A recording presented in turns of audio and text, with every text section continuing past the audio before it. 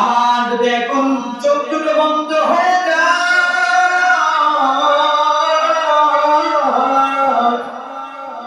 আমার সঙ্গে আমার স্ত্রীও যাবে না, আমার সন্তান যাবে না।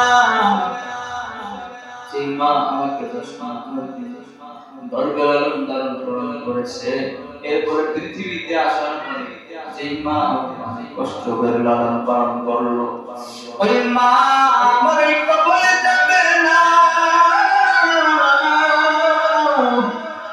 যেই বাবা আমাকে কোলে পিঠে করে মানুষ করলো, আমার তো চলে গেল।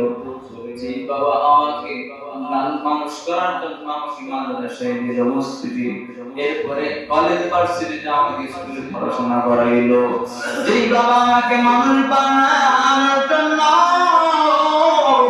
মাথার ঘাম পায়ে ফেললো, ওই বাবা আমার কবরে যাবে না, যাবে না, এই বাবা যাবে না। যে সন্তানের জন্য মাকে পর্যন্ত ভালোভাবে দেখতে পারে না, যে বইয়ের জন্য মাকে ভালোবাসতে পারে না, বাবাকে ভালোবাসতে পারে না।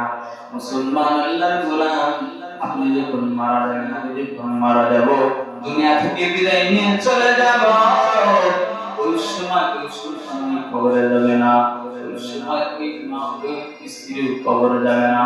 এর কারণ হলো আল্লাহ তাআলা বলেন, দুনিয়ার সবাই স্বার্থপর, আমল করার দরকার আছে না? নিজের জন্য আমল করতে হবে।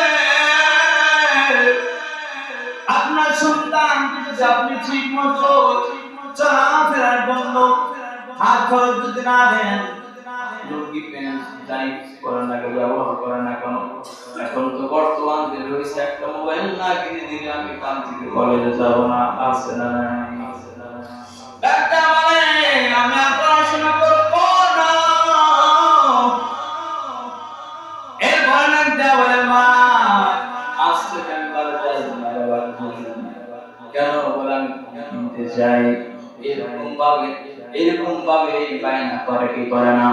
মুসলমান না কোরআন আজকে বান্দা ওই সন্তানের আমি ঠিক মতো যদি তার সহাবত না করতে পারি, দেখবে ওই সন্তান বাবা বলে ডাক দেব না, ওই সন্তান আস্তে আস্তে কেটে বলবে, কথা বলেন ঠিক কিনা?